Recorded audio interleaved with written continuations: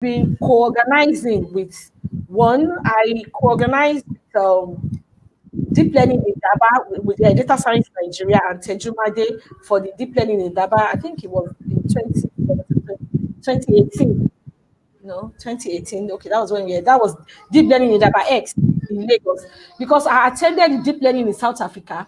So I felt that we should reciprocate that here in Nigeria. And again, women in machine learning, I've attended their programs, and for Data Science Nigeria, I also try to mentor some ladies there for their 2019 boot camp. Um, Also, um, attending conferences also is something Okay. beautiful that I would like to share with people later. Thank you. Okay. Yeah, thank you. Thank you very much. I'm going to switch quickly to Dr. Roselyn. Thank you for joining us. Dr. Roselyn, if you would don't mind, we would like a very brief introduction. I see Dr. Roselyn may be having connection problems. Um, so we will try and get her back on the stream. But meanwhile, Dr. Sakinat, while you're here, one major question that usually comes about, I think first of all, we'll talk about what it is like to be in the industry and also to be in the academia, by the way. So a lot of times people will tell you that maybe what they learn in school is not sufficient for them to go straight into the industry to get a good job. What has your experience been like? First of all, with computer science in general, teaching students computer science, number one. And secondly, also being able to guide students in taking on a course like artificial intelligence and machine learning. Is it part of the curriculum or is it out of your personal interest that you have encouraged you to take these courses? Yeah, thank you. As we all know, the university is citadel of knowledge, research, training, gathering data. They are the citadel, and what we base basically on is the theory. That's the foundation. We all know that there's no machine learning, no artificial intelligence without mathematics. So we teach a lot of that, and what we do really is we try to ground students. When you are grounded in mathematics, you know it so well, you can tweak. So any algorithm that comes your way, you can tweak it to what you want. Then artificial intelligence is actually in the curriculum, is part of what we teach in the university. Then we teach a lot of basics there. But what students find difficult is trying to integrate what we teach in the university with what goes on out there. But really, I don't see the difference. And so what I do is I try to do what we call unstructured learning. After what we teach in the class, the artificial intelligence. So I try to organize maybe sometimes summer schools for my students. So there, the Python that I've taught them, I bring it into machine learning. So they see what I do or what goes on out there. Then the curriculum is okay. The curriculum is okay. Okay. But the problem with the Okay. student, okay, is Roselyn back now? Yes, Rosen is Yes, back. I'm Yeah. here. So before we dive Okay, further into the curriculum, I will yes. bring Roselyn in and ask her to do a very brief introduction. Not very brief. In fact, you don't need to be humble. Please tell us what you have been doing. In fact, tell us who is Dr. Roselyn Isimeto. Thank you. You're live. Hi, everyone. Hi, everyone. It's a pleasure to be here. My name is Roselyn Isimeto. I'm a lecturer in the Department of Computer Science, University of Lagos, Nigeria. There, we teach our students to the best of our abilities, latest computing skills. That's what we do there. And we are very proud that some of our students are out there in the world representing us well. So we're doing our best. Though we have a lot of limitations, but we're still trying to do our best. Okay. Fantastic. So I'm going to talk about limitations.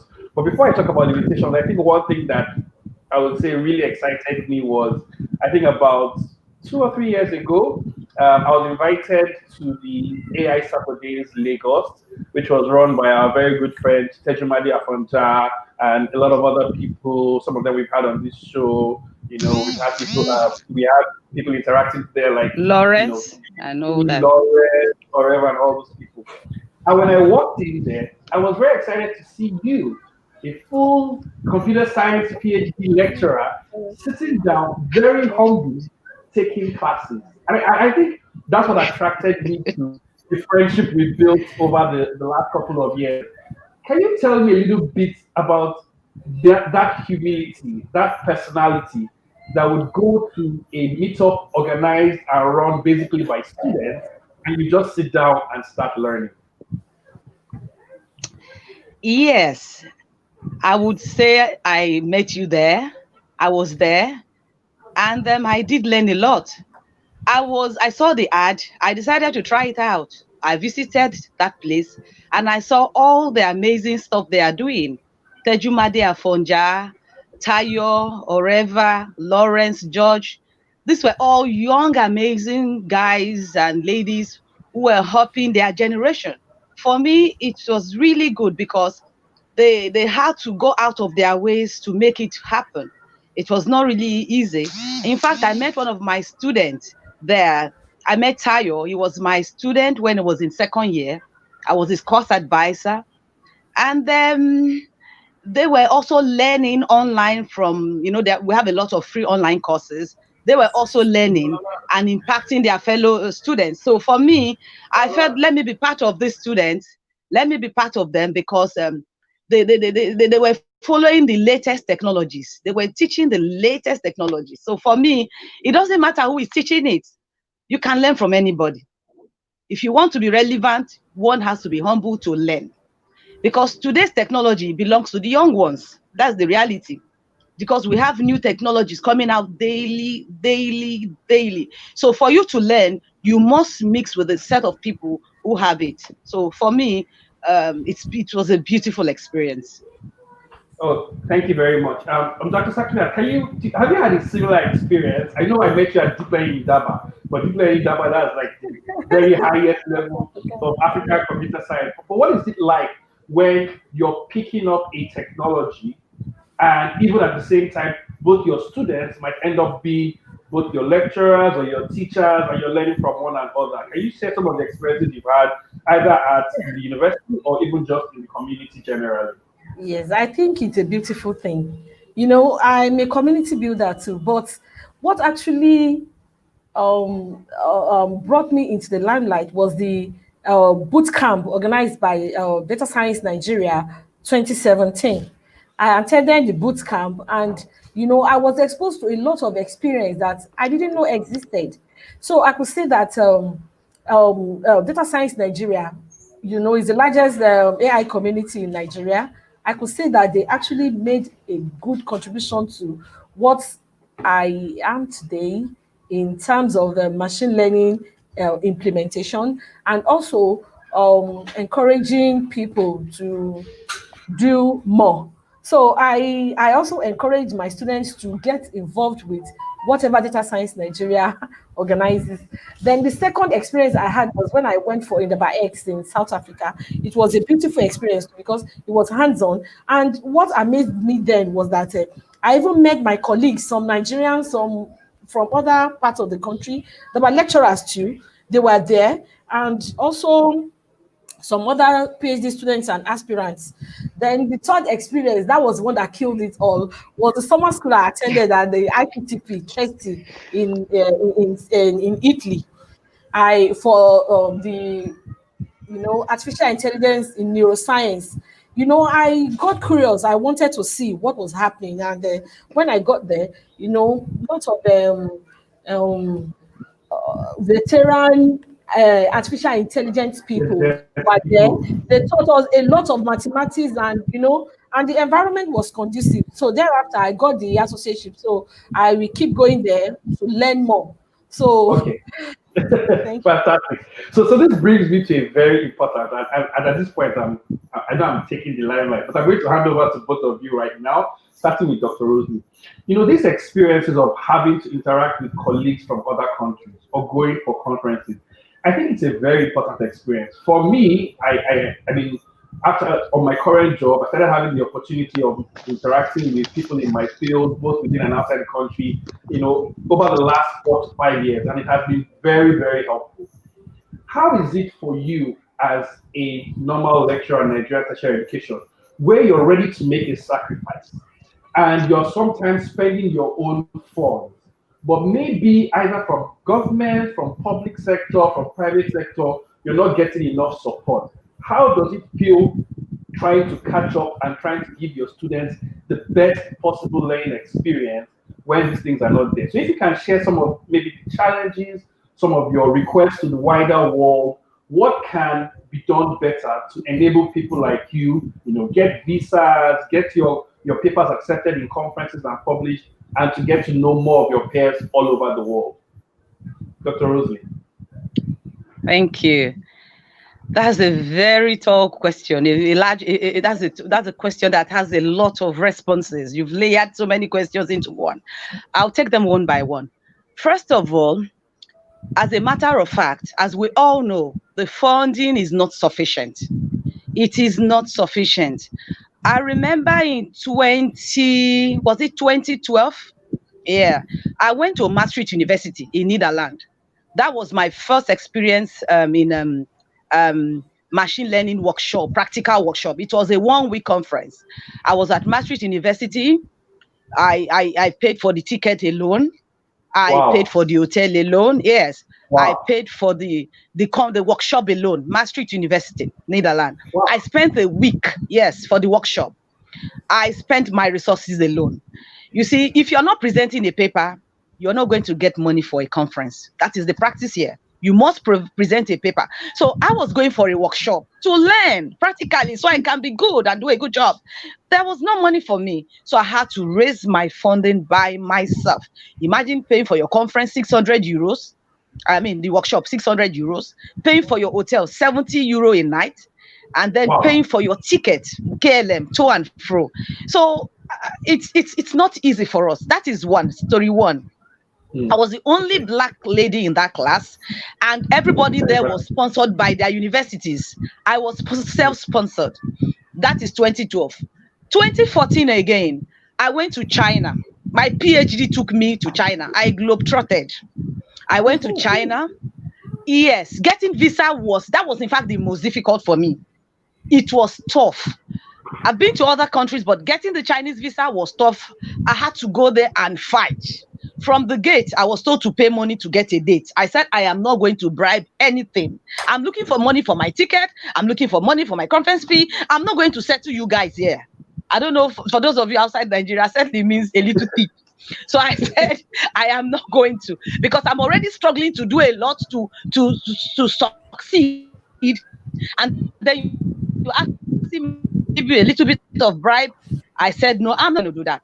And I was at my visa. I got my visa the day the conference started. So immediately I got the visa in the morning, I ran straight to the airport, paid for my ticket, 209,000. I bought my ticket and I jumped into the airport and to China.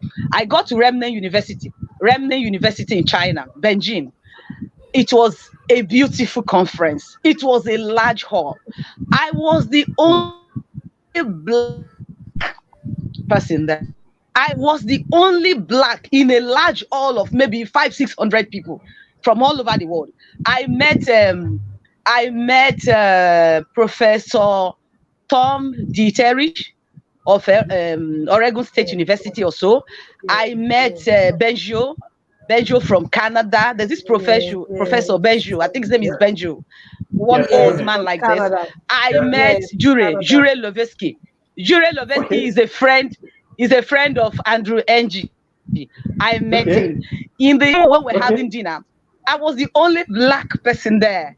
So I learned so so much from the conference because we had a workshop. I love going to international conferences and workshops because that's where you learn. Unfortunately, Okay. our university system is not structured to support you to go to a workshop to learn.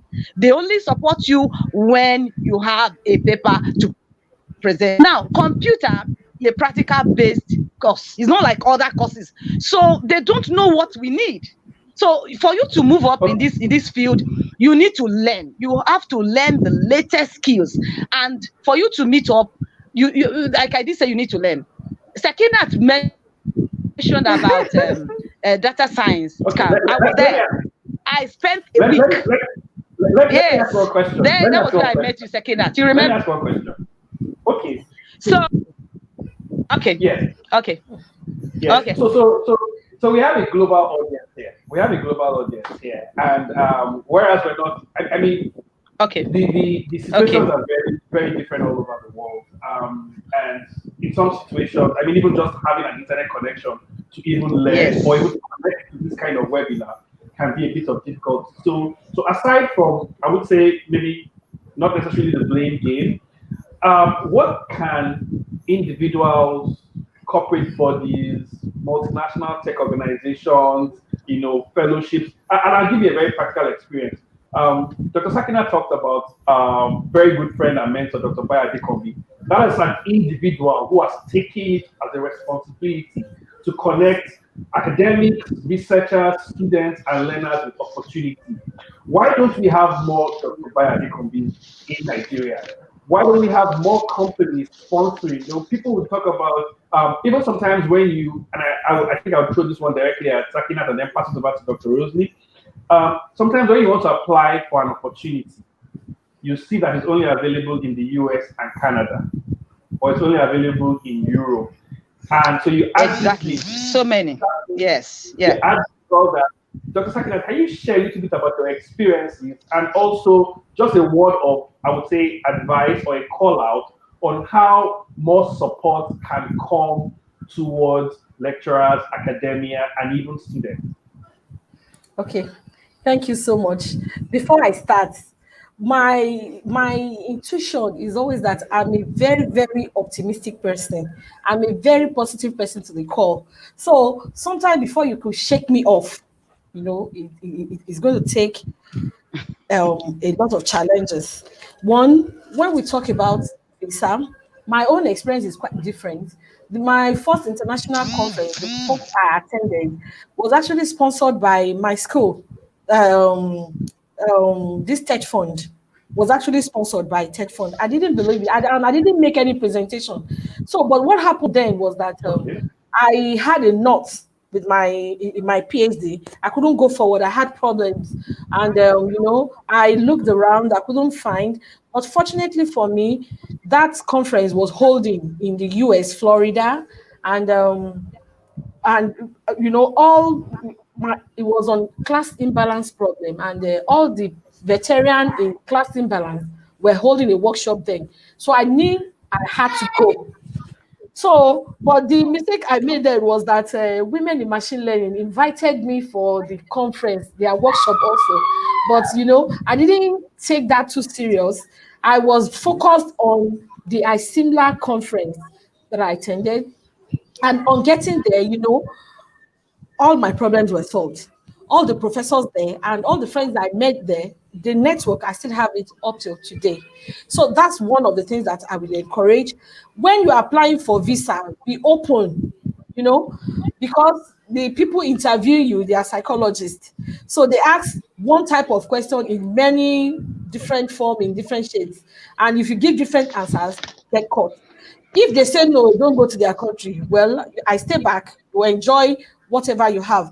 But I am not deterred. Even if I don't have so many resources, I still make use of the simple resources that I have.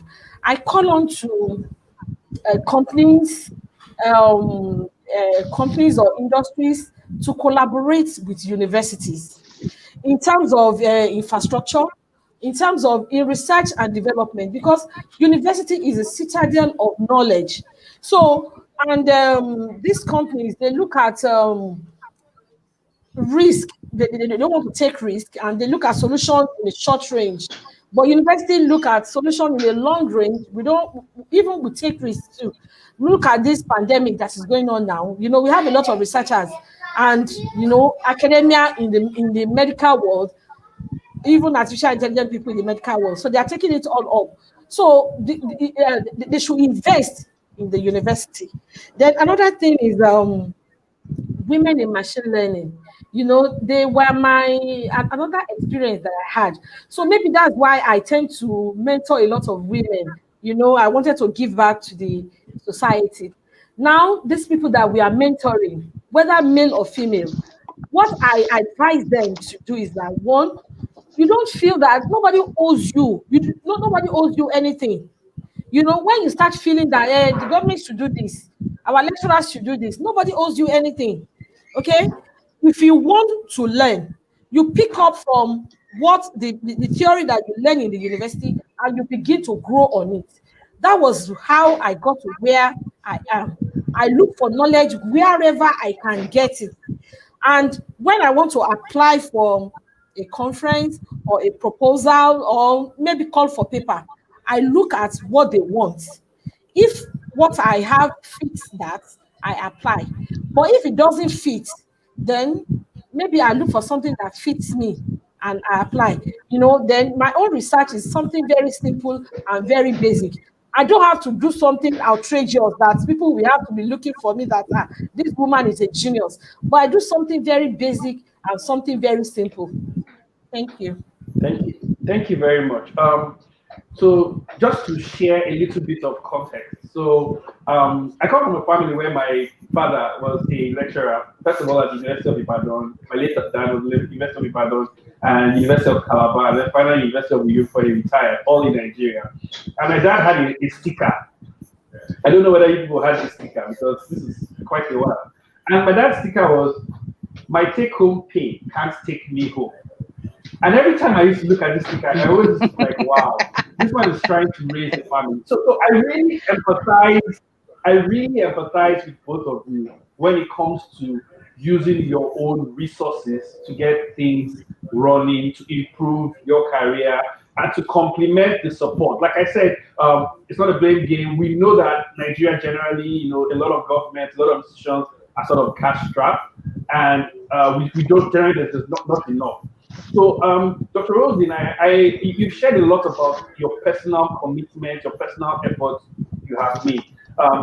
Can you switch the conversation a little bit to two things? The first one is, what do you think can be done to solve this challenge? Because it's a challenge that is affecting the tertiary education experience. If you are giving a blank check right now, Yes. or if you have the audience, which we'll try as much as possible to promote this webinar, what do you think companies and individuals can do? That's number one. And then secondly, we're going to switch to students afterwards. And I think you have some views on students, innovation, and how they should learn. So let's first of all tackle the question of what can be done to improve the situation for academia to participate more in leading technologies. Then we'll talk about students afterwards. Okay, thank you. Now, I want to quickly add, before I answer your question, Sakinat mentioned about her school sponsoring her at university. It's not like I wasn't sponsored by my university. I've attended so many conferences. My university has actually sponsored one, so I need to make this clear. I've been sponsored once. But the thing is, the sponsorship is not enough. The number of sponsorship is quite small. So it goes to you this year. It doesn't come to you maybe in 3-4 years. So that is the storyline. So I was sponsored once by my university. I have to appreciate that. Now, from all my boot camps I have attended and learning here and there, I had set up an AI club where I had to now give back to my students what I have taught, what I have learned. I have to give back by teaching them. So I have an AI club for students, and we are really doing a lot. But we have, like I said, we are. Our major problem is the internet access. Our major problem is internet connectivity. There was one job I was doing. Yes, I was the one job I was running in Google Colab. Thank you, Google, for your TPU and your GPUs. It has been helping. Yes, I must appreciate it for your TPUs and your GPUs in the cloud. It helps. So we need strong internet access for the Colab. So I was running one code. It didn't work for days. Went to our directorate, the center, computing center. So use the internet access there because it's the best in the university. It didn't work. I had local networks, mobile phones, Swift, Glow, MTN. It still didn't work. I had to now go out of campus to somewhere else and it worked. I was able to run the code after a week. So for me, internet access is a big problem. Without good internet access, we are limited. We can't do innovations very well because everything is now online. So for me, internet connectivity is a problem. I must also appreciate Google. I know you gave us internet access some years ago, but it didn't get to like my own department. It got to the students' hostels. I know some students and in their hostels are using it, but it didn't get to my department. And I did complain this to you, Aniedi. So we need good internet access. One, two. For instance, during this COVID-19, what I would have been able to do some things. I have projects I want to work on, but I'm limited by resources. For instance, I need hardwares. There's this project I was working on COVID-19 disease surveillance. I needed Raspberry Pi. We don't have in our lab, in our hardware lab. I spoke to the HOD. I spoke to our head of the hardware unit. He said we don't have Raspberry Pi, microphone array, thermal camera. So these are some of the things. I also wanted to do something on health, remote health monitoring system. I needed simple things like Arduino Uno, sensors, for instance, ECG sensors, heartbeat sensors, blood pressure sensors, ESP8266 module for connecting to the internet, and a solar power system. I couldn't find these resources. So we need something like what I would call a seed grant. We need seed funds for us to do things in our universities, because the results from this, our research, will lead to innovations and industry. We need seed fund. Our resource, our limited resource is not enough for us to do what we want to do. So we need seed fund somewhere we can tap to do things like this abroad have. I agree. Two, you told me to explain. We need an innovation lab. We need an innovation lab. We need the tech giants to build an innovation lab. Aniedi, let me talk, because please, I spoke to my colleagues and I'm trying to say what we want to the world, because we don't know where we're going to get help from. We need an innovation lab, something like a mini industry-like lab with the latest technological facilities so that we can try out our ideas. We have the energy, we have the population in Africa, we have youth. What is limiting us is the resources. So this future rests on our innovations in IT world. So we are the ones to deliver this. We lecturers need support from the tech community. Last month, I attended one conference on economics and computation. In that conference, a lot of resources were made available for researchers from the other part of the world, except Africa. Amazon had a program, IBM had a program, Microsoft had a program. I didn't see anything for African researchers. I am not happy about this. Please take something for us. Put us in your plan. Carry us along, because if you keep cutting us off, it's not going to go far. We need to be put in the map and resources made available for us. We need training. We lecturers need you to train us. Set up a platform where we can be trained on latest technology, because to train our friends. You don't know something, you give back. In fact, you can't give back what you don't have. You need to know something before you can share it. So we need training. We need training so that we can be able to meet up. Definitely. So I'm actually very excited, and we had a few conversations prepping for today's call, and I interact with you a lot, right? And we've had very positive, super positive, and other types of interactions over time. And one thing that has struck me, and I empathize with you, is the fact about how much passion you're bringing to the table, and how limited resources. Like I said earlier in the call, your humility is one thing that has, and the passion. Maybe I mentioned humility too much without necessarily talking about passion. Your humility and your passion to give back to students is clearly evident. And as much as possible, I try as much as possible to share this with friends, with colleagues, with other industry players. And we really do hope, like you said, this interview will take it forward. Before I go back to Dr. Sakinat to even make any sort of comments about that, one question I would like to ask is whether it's artificial intelligence, whether it's computer science, whether it's biotechnology or engineering or even medicine, one thing people usually talk about is maybe the curriculum is behind, or you cannot learn everything you need. You can't be taught everything, and like you said, you cannot give what you don't have. So in a situation where students are limited by the amount of information they can receive or they can even acquire in the university, what can you advise your students? I know you have advice you normally give to your own students, but now we have the opportunity of talking to even students that are not in your specific class. Please share that advice that you give your own students about being innovative, being creative. I don't want to put words in your mouth, but just let us know what can students do to meet up with the global village and the fourth industrial revolution that's already here. Dr. Roselyn. Okay. Is that question for me? Yes, advice for students. Okay, yes. Advice for students. Yes. Okay. The students have to go online. Everything is online now, luckily, free. Most things are online, though there are some that are paid for.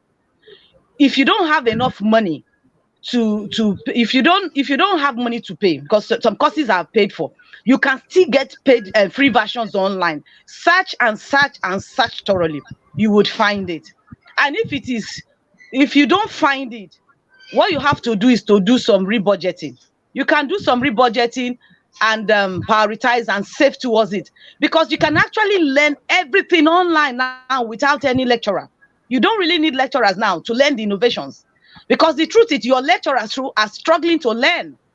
They are struggling to learn because the technology is new. It's coming out daily. It's emerging.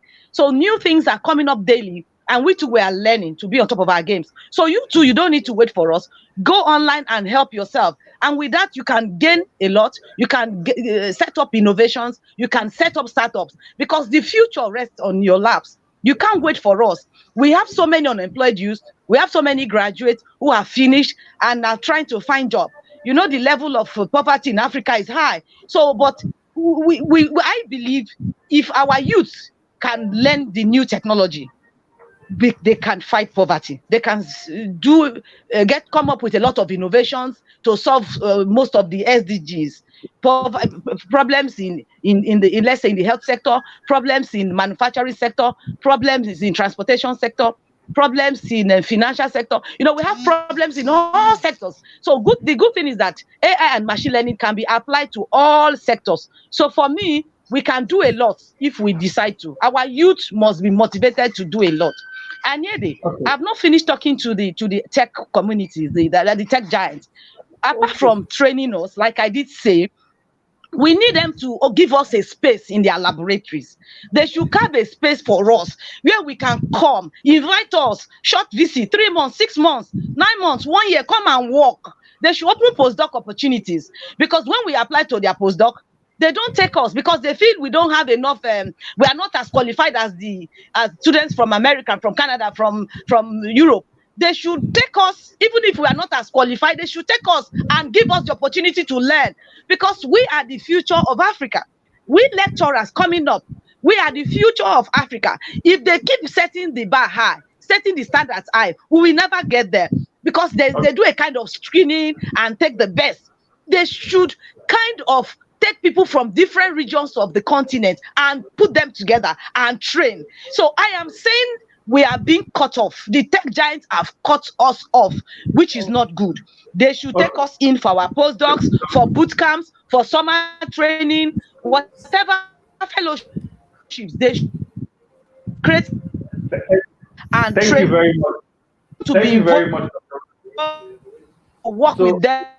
In the interest of time, they solve their business. Industry I'm taking down notes. To be part of them. They should take us. Yes, this is a call. Because if they train us, we can go back and our youth will come. Yes. Okay. So your points are totally understood. And many times, like I said, a lot of the feedback you share is what we use to improve and also to spread the message around. It's not only about just mentioning buzzwords or bringing latest products either to wow people and things like that. So I will switch over to Dr. Sakinat for now. So Dr. Sakinat, what are your views on what can students do? What can students do to update themselves? Even some of your own fellow lecturers, sometimes you go for these events and there are not too many of you there. I know you're doing a lot of passion and personal sacrifice.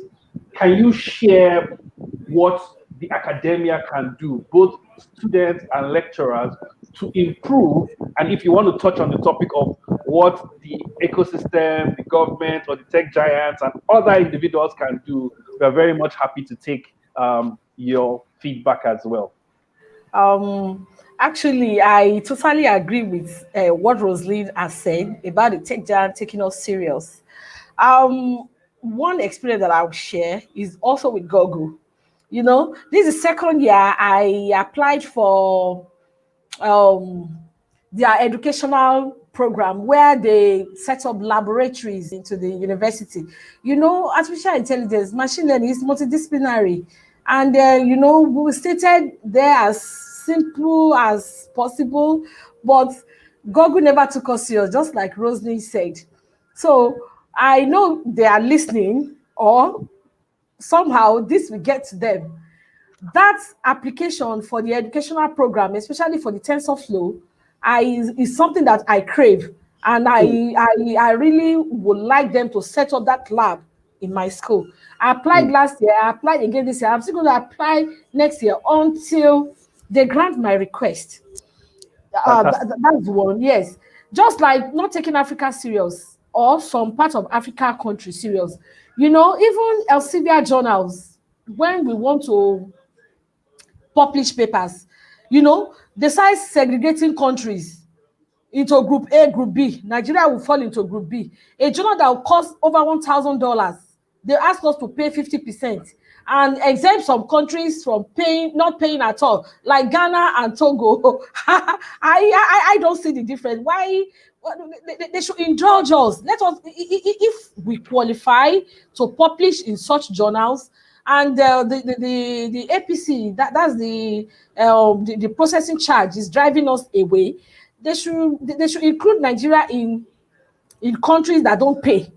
Even TWAS too. TWAS, when they give out their fellowships, their scholarship, they exempt Nigeria from there. Why? Why? We need such scholarships too. Fellowship. We need recognition. We need assistance. We need them to totally incorporate us. They should not leave Nigeria out of it. We have so many young and energetic lecturers, both male and female, wanting to contribute to the world. Then talking about how can we encourage students, to start with, I said nobody owes anybody anything, but you have to have that positivity in you that you can do it. Whatever simple knowledge you are impacted on, you can blow it all up, just like I did. One, this IT for computer science students especially, that they go for, that's internship. We encourage students to take up such opportunity. Some do that in the past. I did that also. Where you serve as an intern, you can gain a lot of things from them there. And okay, there was a time one of our best students, he was serving as an intern in one of these big companies, and he just called me that that sometimes they don't allow them into their computer room. I told him that you have to earn their trust, because most of these companies, they go live. So if you mess up with any of their things, you earn their trust and let them show you what they do. So we also encourage that's one of the form of a collaboration between university and the industries. They should not, because most of the feedback we get from the students is that when they get there, they don't allow them to do anything. They start sending them errands here and there. Of course, you can send them errands, but at the same time, you show them what you do. Because the theory we teach them in the university, you want them to have a feel, a feel of the practical experience. So the companies should really expose this to them, they take them up there. And also, I organize a research team that I encourage my students to come. You know, part of the problem these students have is that, you know, um, synchronizing what we teach in the class with what goes on out in the society. So what I usually do with my students is that at the beginning of our research discussion, I ask them what would you like to do. You know, you see the reluctance in them, and when they begin to talk, I remember one of my students. You know, he actually took me to music information retrieval, and he's a DJ. And I started asking him, what would you like to do for your project? He said that he's not interested. How can you not be interested? Tell me what you do. And from there, he started the research. So far, he's still one of my best research students that I have. He's even an undergraduate student because I have gone places without music information retrieval. And some other students too, when I ask them what they like to do, I just help them to build a research wall around what they love to do. Then, aside from money, I encourage students to also volunteer, because volunteering work exposes you. You know, when I have a research that I want to write about, and I call you, come and do this for me, come and do that. In research, with the research, I'm not paid. I use my resources. So you expect me to pay. Where will I get the money? But you can also gain experience from me when I put you into my research team. And also, I encourage students to attend boot camp. Of course, the largest one now is with Data Science Nigeria. So I encourage a lot of my students to engage in their 70 days training and also attend their boot camp, because I attended. And since then, I've been a changed person. Even some of the lecturers they brought, Dr. Slimon, I'm still in touch with him today. Right now, we are working on a grant now in collaboration with my school on consulting on misinformation and disinformation on this pandemic. You know, a lot of people give out a lot of nonsense things on the Twitter because, you know, it's easy to retweet, and also on WhatsApp, you know, they tell you a lot of things that are not true. So, and they cause a lot of problems, even for the people in the public health. So, what did we design? A tool, a listening tool. It listens to what people tweet on all social media, and it listens and try to separate the misinformation from a good information, and try to warn off that this kind of information shouldn't be out there. Then I also encourage students to attend summer schools. I attend summer schools too. They teach me hands-on. You know, when I was in school, Python wasn't around then, so we used Pascal. We're trained with Pascal. But now, how did I fit into Python? I picked it up when I was going for the Data Science Nigeria bootcamp, and I took that to Trieste, Italy, the Python too. You know, when we got there, they didn't know about this Google Colab, so they were trying to make us create a virtual machine, and I use HP, Windows. You know, Windows give problem with things like that. And I told the instructors, why don't you use Google Colab? They said, please, where are you from? I said, I'm from Africa. I'm from Olabisi Onabanjo, Ijebu in Nigeria. And they said, oh, and you know, they took up the idea, and since then, you know, they changed their orientation in a way. So I encourage them to apply for boot camps, summer school too, and also this international workshop and conferences and seminars, like this NIPS, New Rips. You know, New Rips is still is a very large conference, and women in machine learning usually hold their conference once in a year there, and they're black in AI. At least this the last one we held 2019. I went there with 5 women from Nigeria, from the women in AI. You know, they were asking, doctor, will this suffice for? I said, since you are working on machine learning, AI, bring out your work. Let us see what you are able to do. So with God's guidance, we went there, and you know, it was a totally new experience for them. You know, it was a totally new experience for them. And the network we made there, I'm sure that up till now, because even after that 2019, one of the guys I met there, we wrote a paper that was accepted this year also. You know, 2019 was accepted this year at Elsevier. So I encourage students to go all out and express that your positivity. You know, from anything that is negative, the positive things must be there. And this misinformation too also scare people away. You know, you can imagine when a fellow colleague will be telling me that people all they hide information, and then nobody is hiding any information. You want to attend a conference, you write to that conference, write your research work, let them check it out. If it is okay, they accept you. Somebody came to me that how can she be accepted for Black in AI conference? I said, I don't even know who the organizers are. They are I don't know. I'm not in close contact with them. But the thing is that when I write out my research work, my abstracts, I fit to what they call, what they want. I write it. If it is acceptable to them, they accept it and I attend the conference. I attend the conference. If it is not, so then also travel grants too. You know, you apply for travel grants, travel grants, scholarship, and fellowship programs too. So in essence, just Aniedi, just 1 minute. In essence, what I'm trying to say is that the world out there has lots of opportunities. Too many of them. So you apply, maybe if you apply for 100, you can get 1 or 2. Keep up with it. Something good is going to come out from that at the end of the day. And Google, please accept my proposal. Come and set up a lab at Olabisi Onabanjo University. Come and set up AI lab for me, because AI is multidisciplinary. I'm recruiting people. Let us put AI into everything that we do. Google, please remember, come and accept my proposal. Thank you very much. Okay, so we have 10 minutes to go, right? And I want to quickly do a quick summary. We have a question that has come from somebody who says, Michael Mukulei.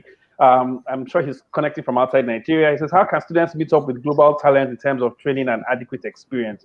The reason why I'm putting this question up now is over the last 10, 15 minutes, both from Dr. Sakinat and Dr. Roselyn, we've actually answered this question. So if there are any issues or any challenges, any information you want to get, you can actually go back and rewatch this video. It will be available online at this link, bit.ly LML-YTL09. So I'll leave this on the screen for a while. But some of the points I want to highlight that I really want everyone to take home before we go to the last leg of this conversation, and also mention 1 or 2 things I feel we should never forget. First of all, the world owes you nothing. I think that's a very important quote that has come from Dr. Sakinat. I remember Dr. Roselyn talking about innovation, talking about the support we can get. Innovation lab in our university. So more support from, the corporate bodies, tech giants. You want to see a lot more diversity. You've had experiences of going to conferences and having difficulty being the only Black person, or sometimes only the woman there. And sometimes when we talk about diversity and inclusion, there's a concept of intersectionality. So sometimes you're not just the only Black, you're the only Black, and then you're the only woman, which means when you add the two together, you are very rare, very, very rare. So a lot of commentation for that. I think you've talked about an enabling environment for the work you do. So as you ask for labs, as you ask for grants, as you ask for all that support, you're really very excited about both public, private sector, tech giants, everybody coming together to provide an enabling environment for you. So we have about 8-10 minutes to go. I think we can run a little bit over time. Before we go, I really want to hear more about your research interests. I know a lot of the people's research interests have been fine-tuned by COVID-19, but I think even before COVID-19, Dr. Roselyn, we were having a conversation, and I think you mentioned some of the equipment you are looking for. You also told me that you just finished doing an IoT training. I've been wanting to do an IoT training. I'm not competent. Yes. So generally, why are you excited about artificial intelligence and machine learning? And what is that your own special research interest? Note that as you're talking about your research interest, there may be people who are doing things aligned with the work you do. So I really want to know about this, your research interest. Especially as you're also talking about postdoctoral opportunities. So tell me about your research interest, Dr. Roselyn, and then we'll switch over to Dr. Sakinat for your personal research interest as of today and tomorrow and the future. Dr. Roselyn.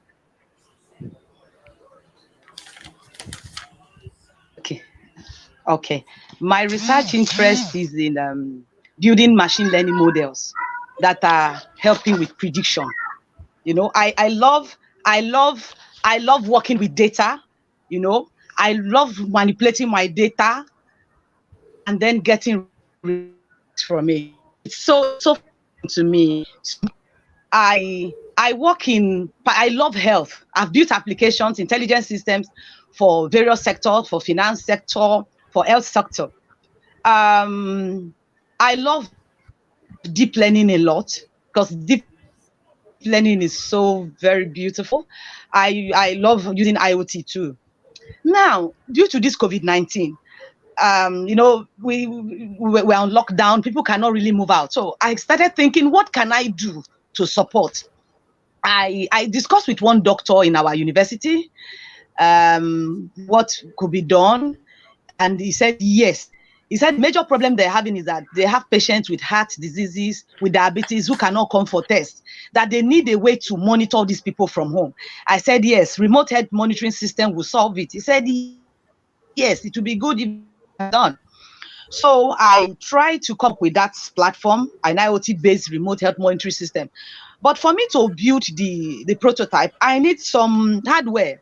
I started, like I said, our HOD, our laboratory head, he said we don't have such. I needed simple hardware like Arduino, Uno, ECG sensor, different type of sensors like ECG sensor, heartbeat sensor, blood pressure sensor, and ESP8266 module for connecting to the internet, as well as the solar power system. But I couldn't get all these resources. I saw them online, you know, it costs dollars to order these things online and delivery costs, which I cannot afford. So I am limited because I can't simply go on with the.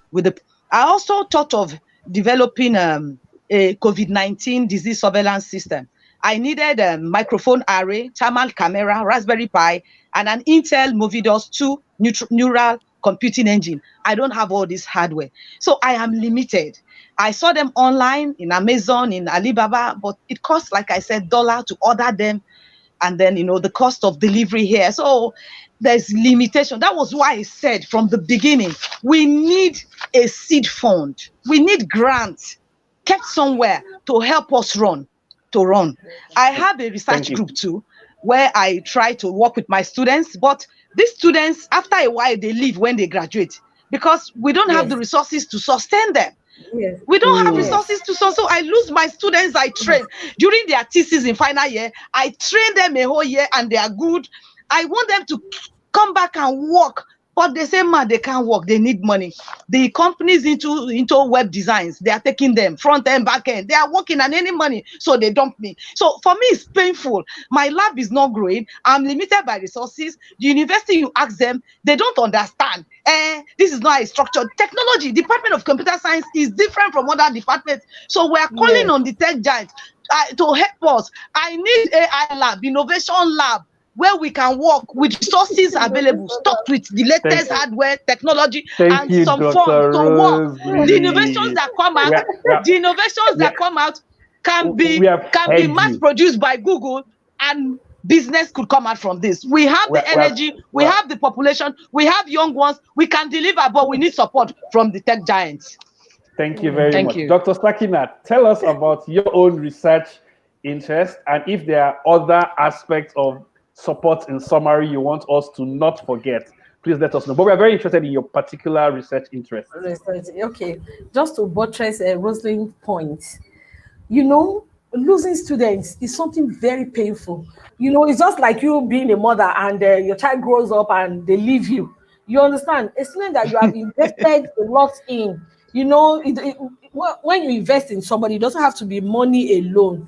You know, after 4 years, they leave you. If it's master student, after 2 years, they leave you. And when they leave you and they leave the research. But it's something that you are passionate about. So that one, I don't know how we can solve that because they have to leave. But my own research area, you know, what actually spurred me on with this machine learning was, I was my mom.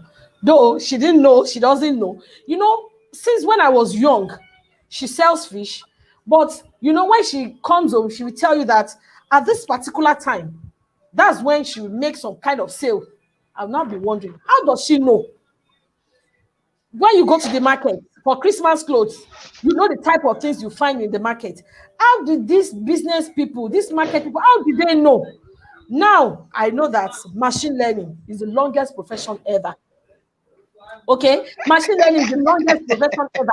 So this machine learning Dr. Roselyn talked about prediction. So there are people are predicting what is going to happen, and they know how to prepare for that. Yes.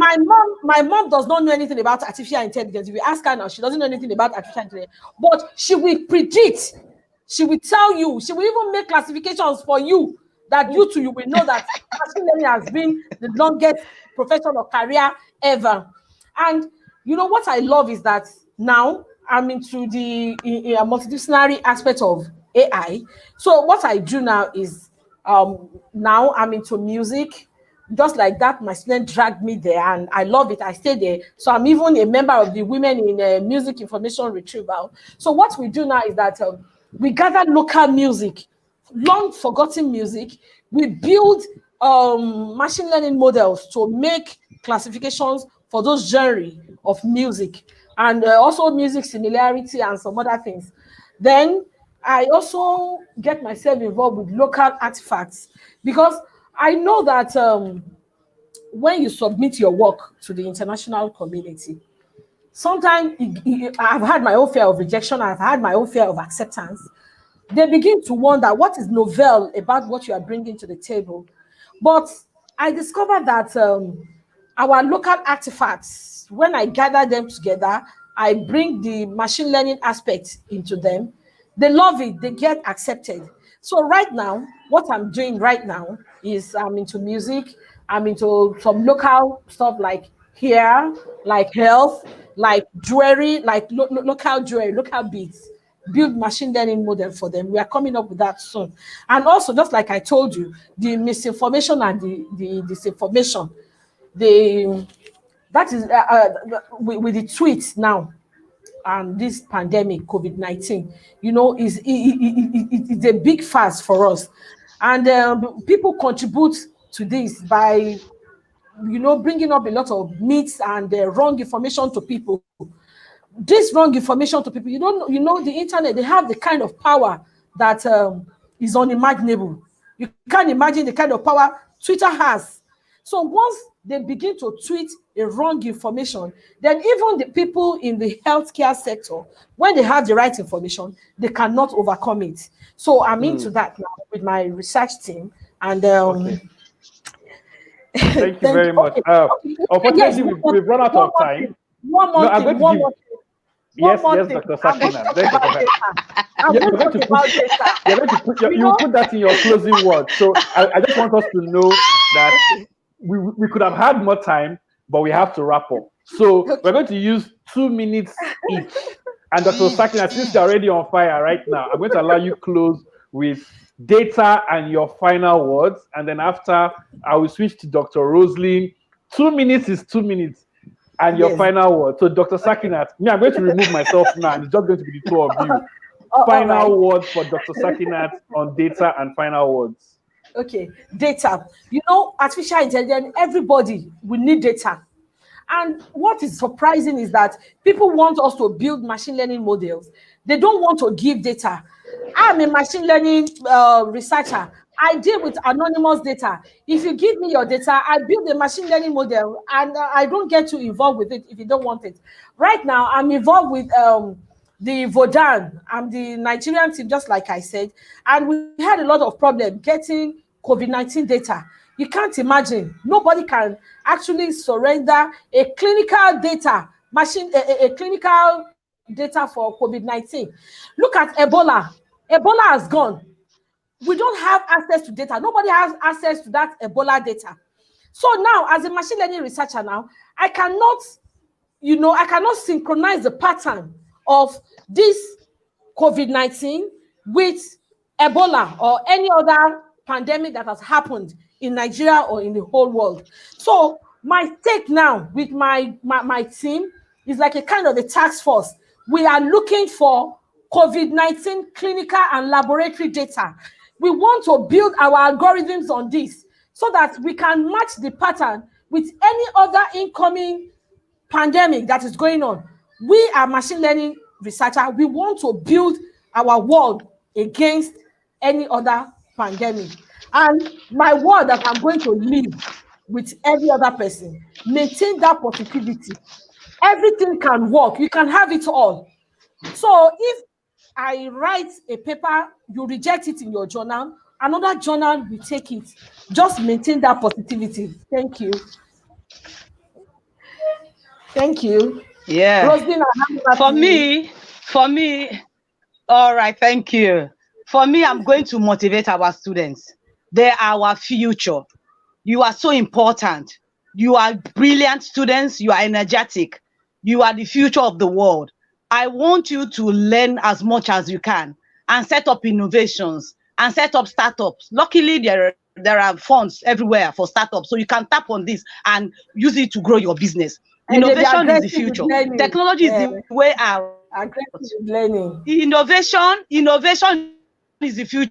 Don't Sakinat, you had your time. Be aggressive by learning new technologies. Keep learning and have a target on what you want to learn. Have a focus. I want to learn this and work towards it. Resources are there for you. You don't need any lecturer.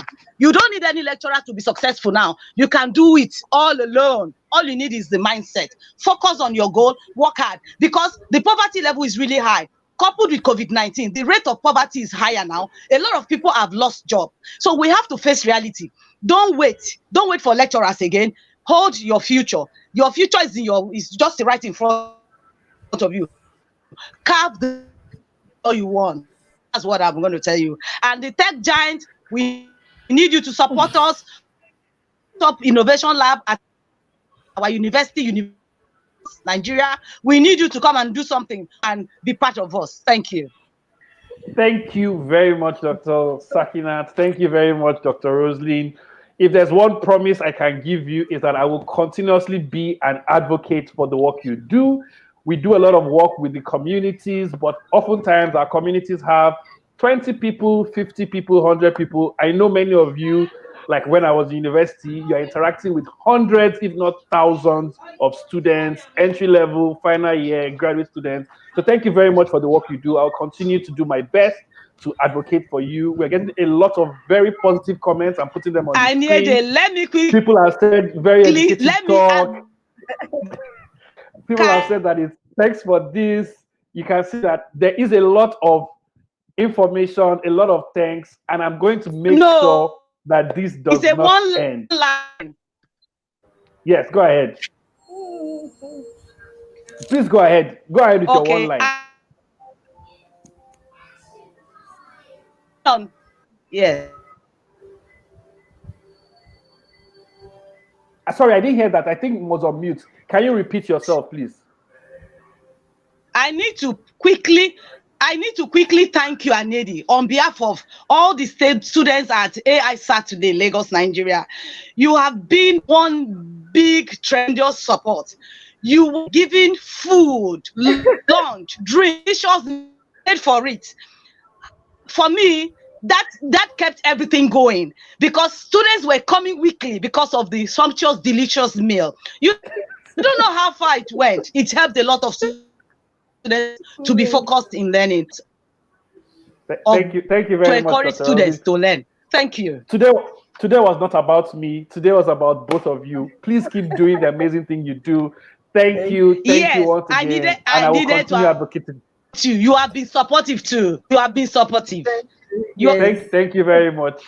Thank you so much. So thank you everyone for being part of today's call. Bye for now, and sorry for running over time by a little bit.